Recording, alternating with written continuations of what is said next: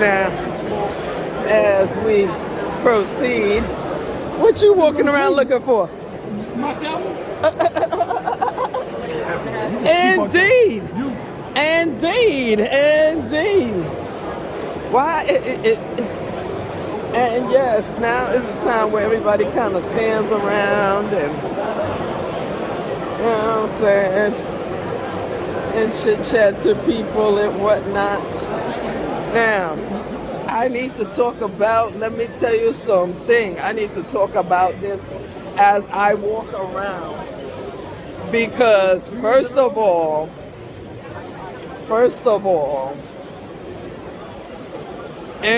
we're in the building, yes indeed. And I know we heard about our event at Sexual Wellness and Flowers event at Positive Vibes Camp. We gonna go to the event, we gonna buy a ticket and everything. It's a 2-day show. 2 days? Yes, we doing it. We celebrating Motherhood Sex Marijuana's first live show. Hey. 1. 2, we celebrating birthdays because June 19th is Ruby's birthday. July 29th is my birthday. All birthdays, you know okay. what I'm saying? We getting older and wiser and better and all that hot shit. Then on top of the fact that, yes, Ruby is coming to New York. Ruby loves New York. Okay, you know what I mean? Yeah, getting the whole team together. So everything is going to be good. Okay, yeah, we got to talk more. It's a 2-day event. Yes, Wolfstone Queen gonna be there. Ooh, big roller. Motherfucking Tough Puff Queen gonna be there. Sterling in the house. Ruby gonna perform. Majestic the God gonna perform. City Static is performing. Oh, let's go. Yes, and we got Alina Hornet. I know I got your name wrong on the video yesterday, so I'm gonna say it right this time. I'm high, sorry. Lena Hornet gonna be performing too. Oh yes, it's a 2-day thing, and we gonna be. You gotta go to our website and buy a ticket, honey. Well, thank you for putting me on. Appreciate you. Always happy to see you. Yes, Definitely. definitely. That ticket, see you when we'll be there. Yes, as you should. Yes, but yes, let's get back to the snitchery that we got to witness and hear because, bitch, we're here to talk about the snitchery. Yes. Now, first and foremost, our sponsor, Frost Bravo, told us about, a certain person trying to trick her into buying a table here. And, you know what I mean? And of course, I let Ruby know all about that because, that's a cute little thing. Oh, okay. A cute little thing to talk about on the show because, scamming people within the cannabis industry should not exist. You know what I'm saying? We're small and yet big companies, you know what I'm saying? We all know each other. We all see each other at events. So trying to trick each other out of money is fuckery. Like, it's genuine fuckery. You know what I'm saying? But now, here's the other side where I was talking to Patricia just now. Patricia was talking on the other side because she know homegirl who did the trickery. And apparently she's getting cyberbullied like a motherfucker for whatever she tried to do. And we bumped into Casey just now too, and Casey was on the side of that bitch is crazy, that bitch needs medication, and you know what I'm saying? And we should call her the fuck out. We should call her the fuck out.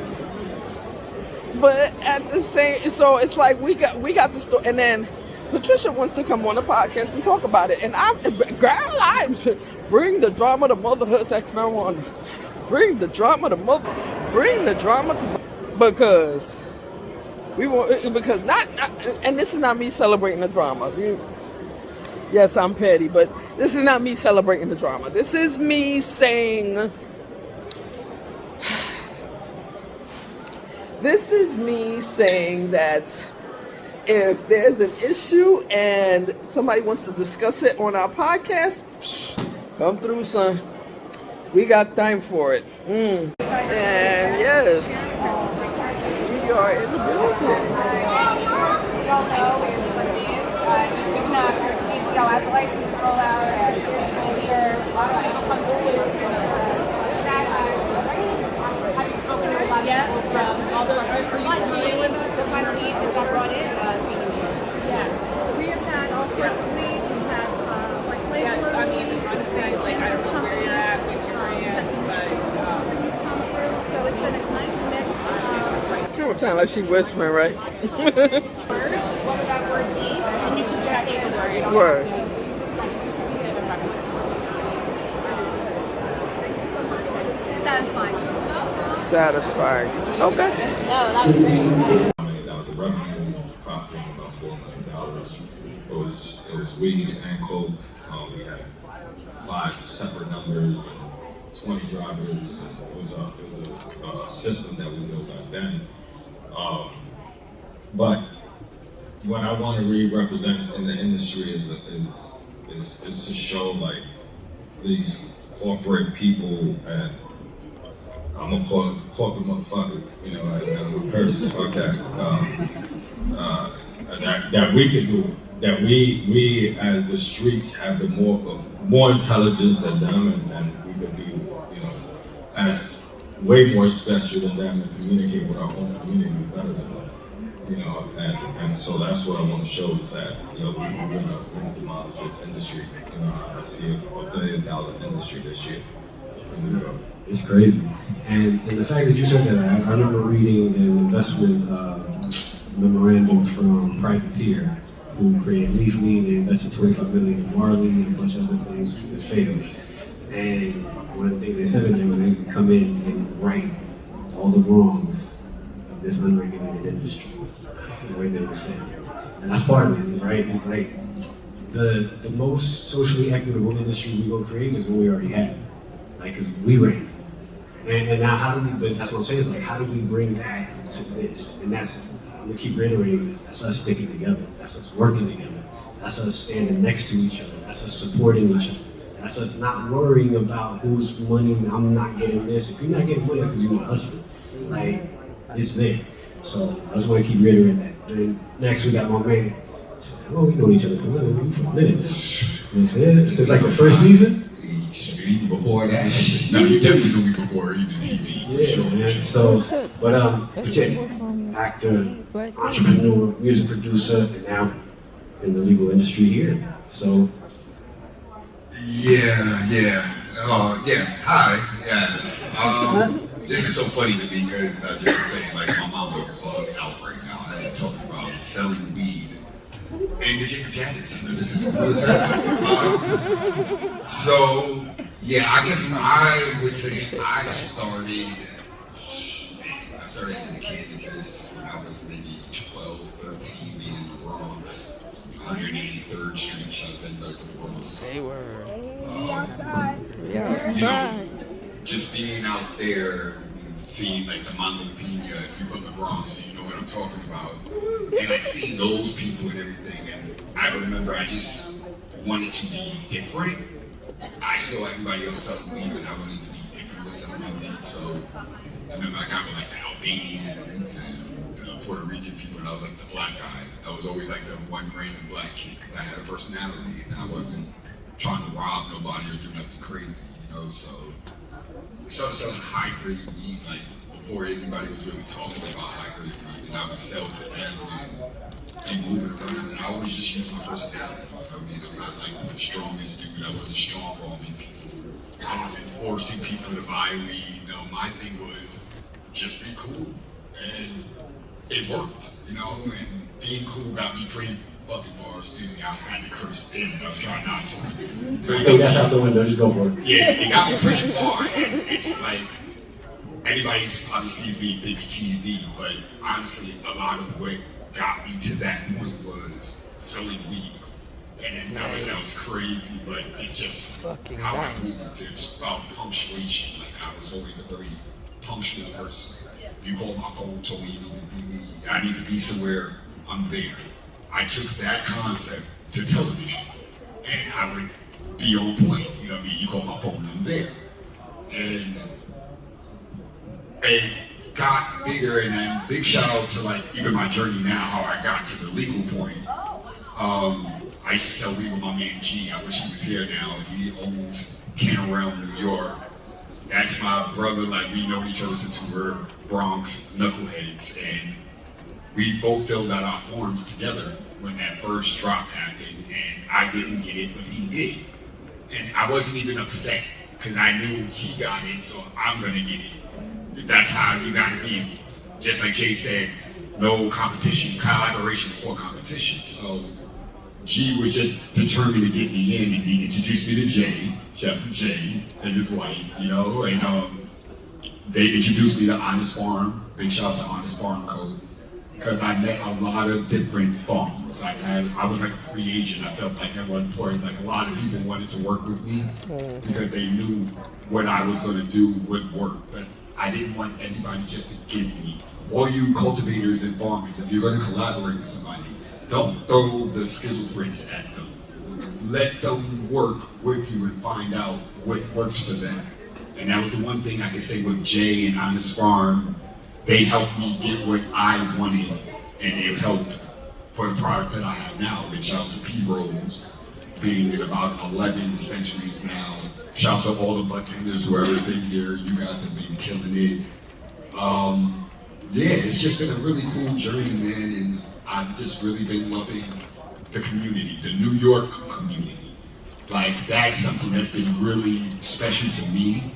I remember going to Colorado for the first cannabis cup where they went legal, and that was my first time seeing cannabis culture.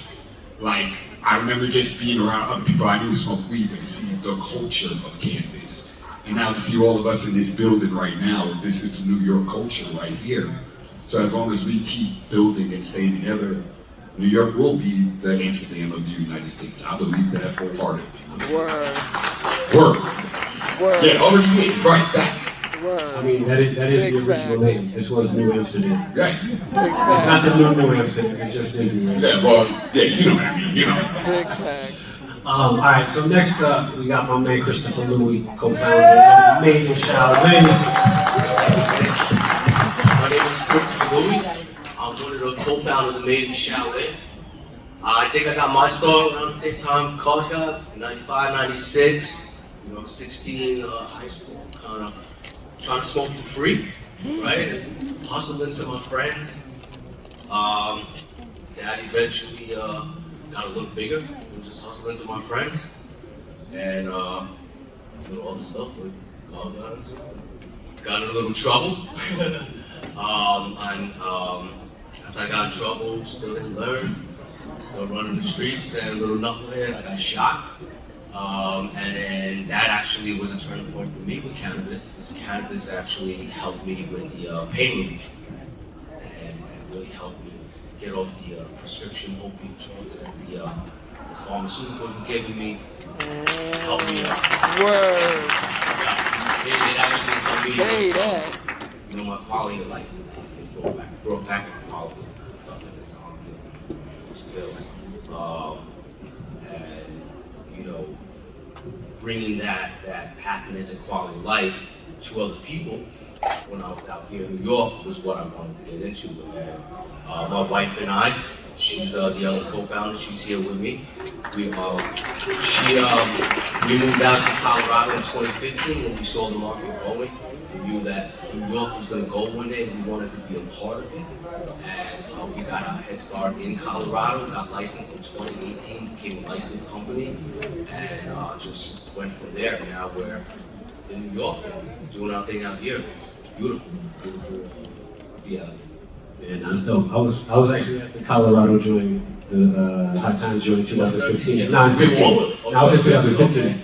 So that's probably right when you launched. Yes. Yeah, that was dope. I mean, so you already said your journey, but that was going to kind of be my next question was, like, for me, 30 years ago, you told me about this, I never would have thought we'd be doing this, right?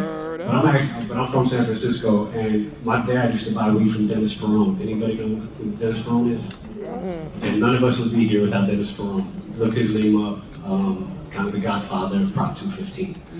And that's where I was taking weed from. So, and in 2012, all of a sudden, things started to happen in Colorado, Washington, and people started looking at me like, what are you gonna do? So what year was it for you guys? You said 2013, that same thing. Right? What about you guys? When did you start looking at going, quote unquote, legitimate in, you know?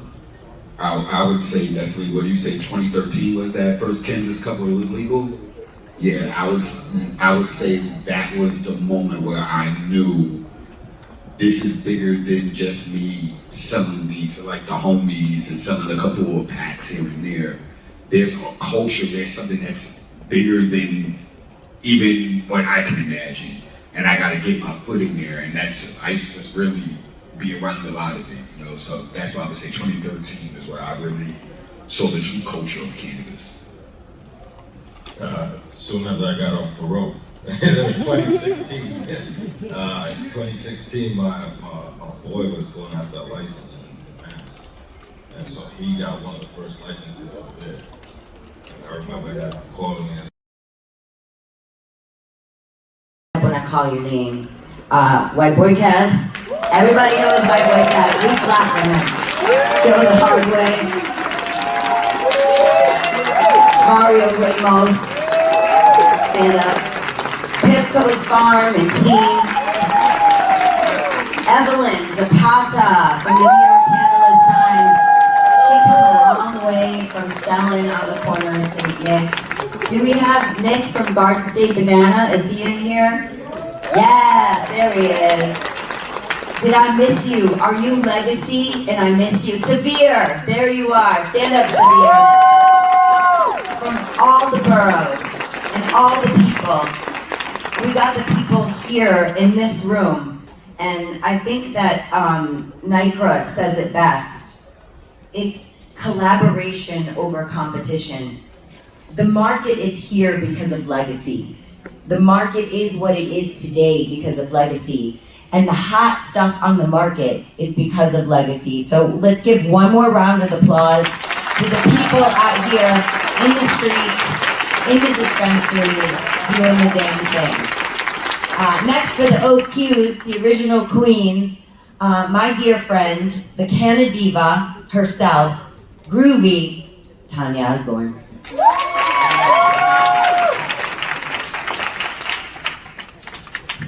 Hey everybody, welcome. Is this where, I'm gonna sit down, right? Okay. I'm bringing up all my ladies. I don't know what happened to ladies first, but whatever. Saving the best for last. Saving the best for last, right? Okay. All right. Come on. What happened? We demand the ladies on the screen, please. This is the OQs, original queens. Not that the sign has shifted yet, but we know who we are, right? Ice, can we get the ladies on the screen? Boys, we love you, but when the ladies get on the stage, I'm not so savvy.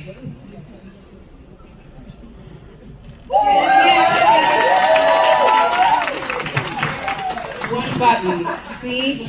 Hi everyone. Thank you so much for joining us. Thank you, Hawaii Mike. That was a great panel. We appreciate all the gentlemen here. And I noticed something, and then I'm gonna go into my conversation. This is just me being me, right? Did you notice that when they shouted out when you shouted out all the Legacy folks, that they were predominantly men? I did notice that, right? So I'm kind of pivoting our conversation to acknowledging all the women that have come up in the Legacy space, myself included. I know I don't tell a lot of people, but now you know. I think we have a different perspective in entering the space. So I know you all got questions, and I'm still keeping in line.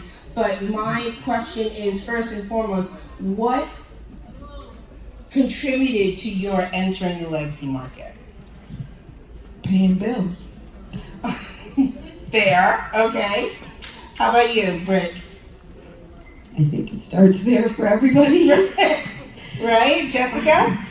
My grandmother was actually a shaman from Haiti, And I grew up in a household of women who would always go to our backyard garden, getting plants, getting herbs, using that as medication. And, you know, my plant of choice was cannabis. So don't tell my grandma that.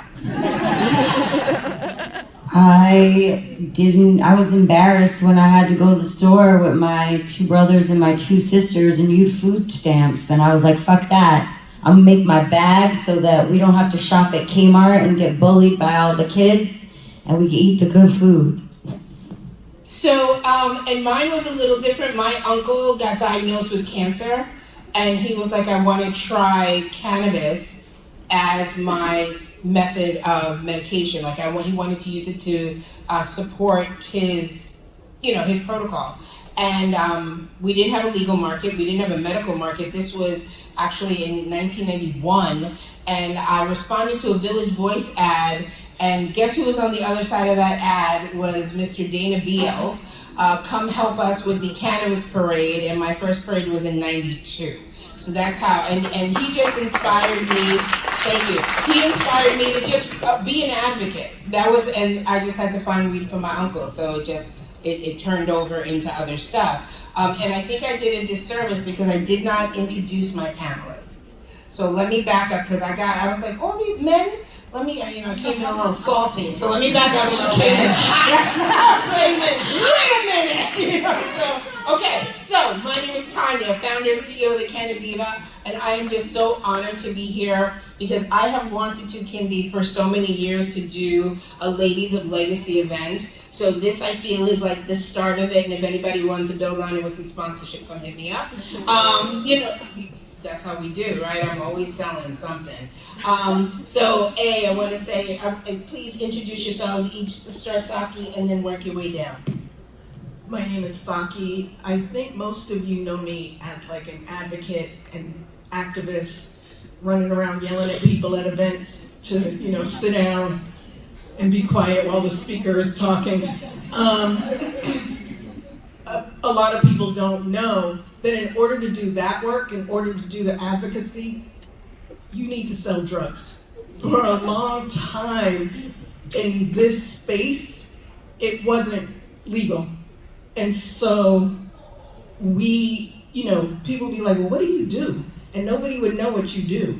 I sell drugs, medicine, but it's drugs. So, a lot of folks don't know that while I was running up and down to Albany trying to get these damn laws passed from compassionate care to the MRTA, the way I fed my family and the way that I kept a roof over our head was I sold cannabis.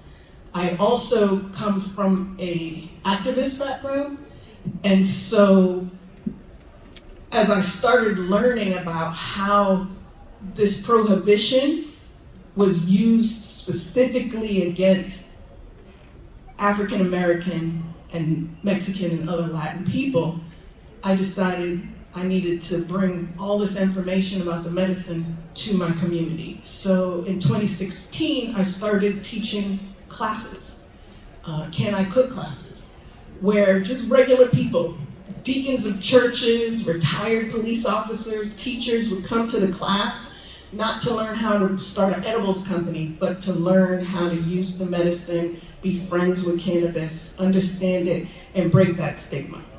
Love it. Thank you. Word. Ms. Brett? There's anymore. So when you talk about, counting on it, and then the risk that was associated with that was tremendous.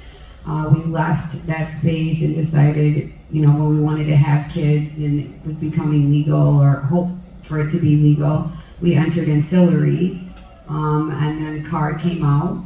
I'm just as involved, so is he, so it was perfect. Turnkey dispensary, great rates, all these things, it sounded wonderful. But I sit here today as a woman minority justice involved person that's still waiting for CARD. I had to pivot to social equity, I'm still waiting for that.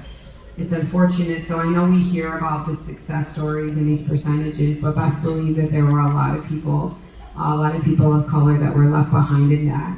I'm hopeful with a lot of the changes that have come through that an agency can be built, things can be finished. I've been waiting for 2 years. People have been holding leases for months. So not waiting. And he was like, well, I'm gonna take this much weed and I'm gonna give you this $10 bill. And I'm like, so I dropped out of school right then and there, literally a week later, to sell nickel bags and clean motel rooms. And I've been going ever since. The reason why I wanted to join the legal market is because I'm an opportunist. I'm here to get my bag. And in 2018, I was moving some weight out of Tulare, outside of Fresno, and I got stopped at the San Francisco airport.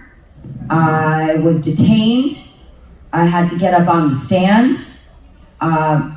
Sadly, my white privilege allowed me to walk free. I say sadly because it infuriates me. My friends have had to deal with so much respect and the failed war on drugs, but I made a phone call to Joe Bondi, my criminal lawyer, and I was let go. And at that point, I said, I cannot still help my family and my brothers and sisters. One of my sisters was getting her PhD, and I was helping her financially achieve that through my trap life forever.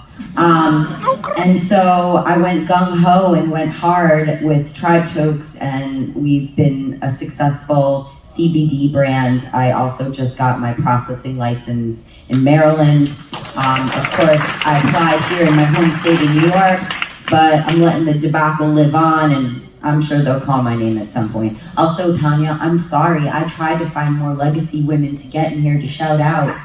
There are not that many. There's not as many. I always said when having the conversation, because I remember I sat on a panel for legacy, not women specifically, and I was with other folks, two other gentlemen, and I said women have to take calculated risks when it comes to operating in this space. You know, I have a child. You know what I mean? Calculated risk. Saki, when I met you, 2014. You know, like. We've known each other for such a long time. Like, I feel like I know everybody. And Jessica, I know we don't know each other super well, but I would go to Long Island and see your spot, and I'd be like, all right now, because I have family on Long Island. So, calculated risks. But tell me what the reward is in the transition. Because I noticed that, I'm sure you might have also noticed, that there's an overarching thing here about advocacy, right? Community, right? Family. They're different, right? These are about I think, like I said, women in the legacy space. It's just a little different, you know. I think we are all the same, but there's a little differences about operating in this space because and a lot of times we are holding down our legacy partners, So we hold a different space in this world, and I just love for people to acknowledge that I noticed we had a conversation earlier about the card licensees that are opening and their partners, like let's say partner relationship partner, the husbands and wives and whatever, they are part of this because they are still part of the legacy market even though they aren't necessarily active. So I want to give every woman that has even been around this legacy space a lot of love because to hold down your person, to be able to go out and do this stuff, go to court,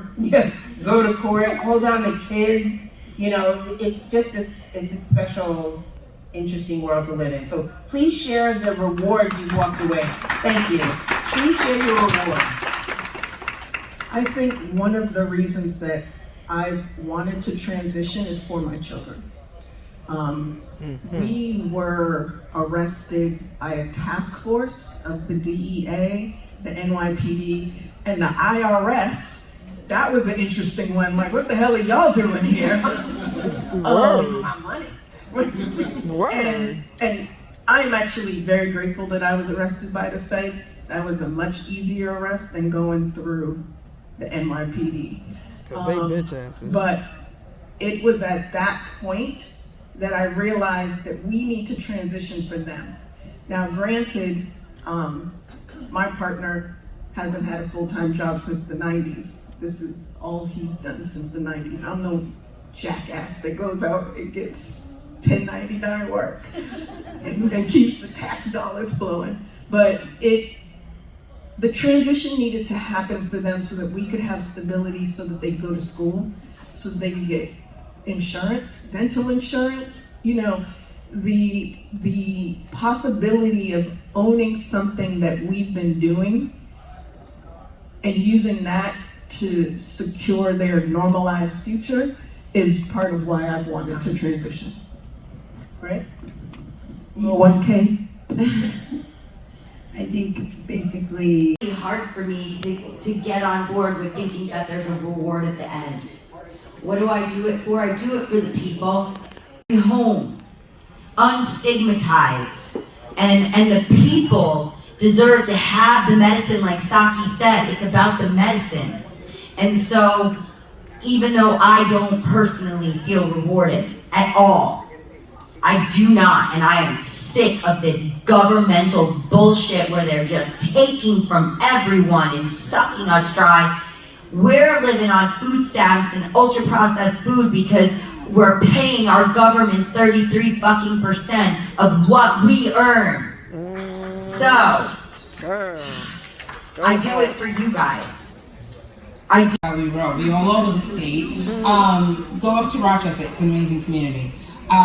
Give me your words. Mine is your community and staying connected to somebody that you can lock arms with and build with, even if you're building something. Two different things. Saki. Partnerships. Partnerships are key. For one thing, money is not readily available to us. Today, the Fearless Fund was just told that it's unconstitutional to have a VC fund that's only targeted toward Black women, yet Black women make 0.35%. That is of venture capital money. There's over 400 to $250 billion in venture capital. Black women make less than 200 million of that. So partnerships are key. If you got to partner with the white guy that got the money, partner with the white guy that got the money. If you got to partner with the dude who's still trapping, partner with the dude that's still trapping. But partnerships are key. Wow. Not everybody. Right, be selective. Yeah. Well. Choose carefully, that's what she said. Not everybody, not all skin folk are kinfolk, right? Not all skin folk are kinfolk. So, be careful, but be prudent. Well, prudent and careful are the same thing, but also take the risk of opening yourself up to a partnership. Word. Can't do this shit alone. Word. That's my only curse. Word. just tenacity and grit. Cannabis is not for the lighthearted. Don't take the bait. There's so many we could say, but it's really hard, and to be prepared and to know regulation. Regulation impacts your business operations, what you can and cannot do. I know it's complex, but there are organizations and people out there that can break it down and have discussions. If you want to know how your business can survive, link up with the Office of Cannabis Management, NYC, Dashida's group out here, the New York Cannabis Retail Association, to give yourself access to things so you know what you're walking into ahead of time. Many of us did not know. Everything moved so quickly, and we had to roll with the punches, and a lot of us are lucky to be opening, and I'm hopeful still as well, but you guys have the time if you haven't put your foot in.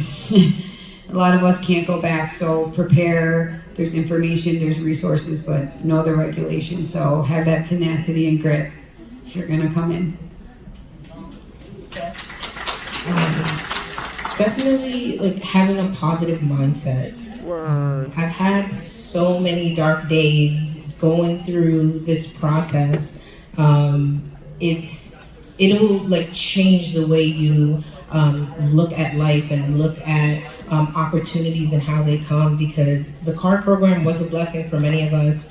I can't imagine the DEA would ever license people who have been convicted, have been arrested. So, you know, having state-run organizations that acknowledge social equity, that acknowledge women, disabled veterans, like we're extremely lucky to have that.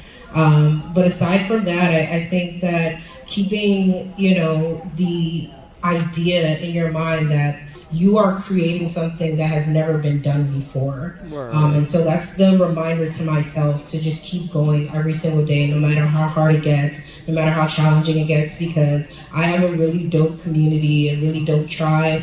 Shout out to NYCRA. You know, I count myself as one of the founding members because I was in that WhatsApp group like, who the hell are you people and what are you guys doing? And they have been literally like a joy just to be around and talk to.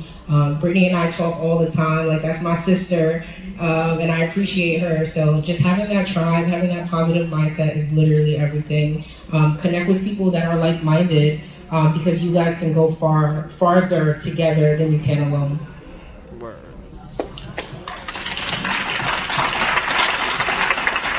It's about taking care of yourself and healing yourself. You cannot help and run a business if you are not whole yourself. So do your shadow work, dig deep and find your strength. And then just like these ladies said, find your tribe. Shout out to Queenie, shout out to Beth, shout out to my roller, Wolf. And shout out to all the amazing women, Tosin, Joanna, Angie, Crystal, you know, all the women that are in my tribe right here, the people that I respect, but also it starts with you. And if you are not taking care of yourself, your health is your wealth. And once you get healthy and well, you can have a thriving business. Word. I just want to say, yes. As you can see, ending the show on a good note. Yes, indeed. Yes, indeed. It says thank you for the CWCB Expo. Absolutely. See y'all next year. Yes, and at the expo, we must show you how stoners get down in Midtown NY. Midtown. See you next year, Jacob Davids. It's time to go. Motherhood, sex, marijuana, wellness, and weed event July 12th and 13th at Positive Vibes Cannabis Club. We'll be having Lena Horne, City Static, Majestic the God, Rue the Gypsy, Chris Wolf, Cannabis Massage, Tough Puff Queen, and of course Motherhood, Sex, Marijuana is going to be live podcasting. Be in the building. Get your tickets now.